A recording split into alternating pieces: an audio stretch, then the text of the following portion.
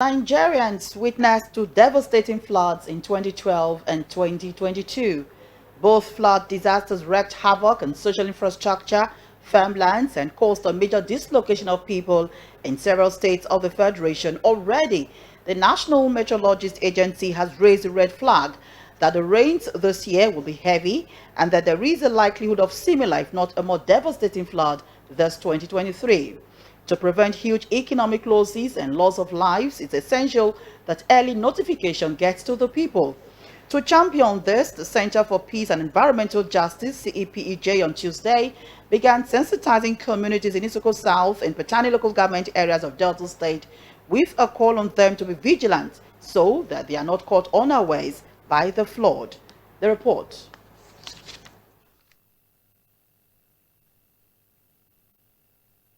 When the rains came in 2012 and 2022, no one expected the flood that came on the heels of the rain to be as devastating. For several months, schools were closed and markets shut down as people scampered for safety. Road infrastructures was destroyed and agricultural produce were underwater. People lost their homes temporarily. For many, it was a sad experience.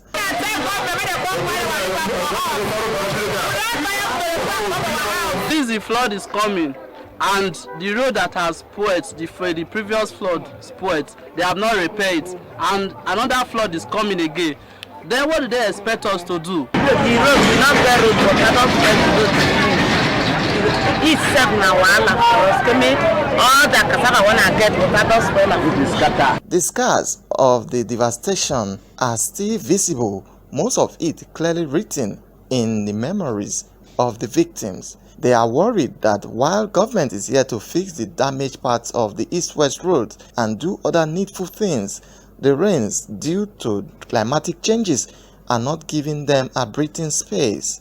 Government, they believe, should have used the window of the dry season to build dams to accommodate subsequent flooding when the dams in Cameroon begins to release water. They also expected that by now, government should have dredged the rivers as proactive measures to address flooding in the country. Many of the victims of the recent flooding in the state believe that government ought also to have prepared suitable camps so that they can bear out the period of flooding with dignity. To the paramount ruler of Kabwe Kingdom, Ado III, last year's devastating flooding was an eye-opener that should encourage government at all levels to take proactive steps in tackling flood issues. He said, well-built internally displaced people's IDP camps will give the people a sense of well-being that government sees, knows, and cares. It does not come because our fervent prayer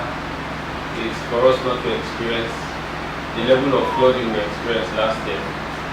Because yes, it's easy to move out properties to save lives, but the aftermath of the flood and recovering from it, some of us are just trying to get back to our normal lives. However, the national coordinator of CEPEJ, Comrade Sheriff Mulade, suggested that those residing in flood-prone areas should relocate to upland, cultivate and harvest their farm produce on time, adhere to government instructions on the flood. Comrade Mulade, who expressed unhappiness that government seems not to have learned much from the 2012 and 2022 devastating flooding, said by now all tiers of government ought to be ready for all emergencies concerning flooding and containing the negative impact of flooding. Since 2012, Nigeria has been experiencing some unexpected, unpredicted flooding that have caused a lot of damage, claimed lives, and destroyed our farmlands and properties. As the year 2023 rolls on, the Nigerian Meteorological Agency, NIMET, on its weather prediction for the year has asked Nigerians, particularly in flood-prone areas of the Niger Delta region, to brace up for extreme weather conditions.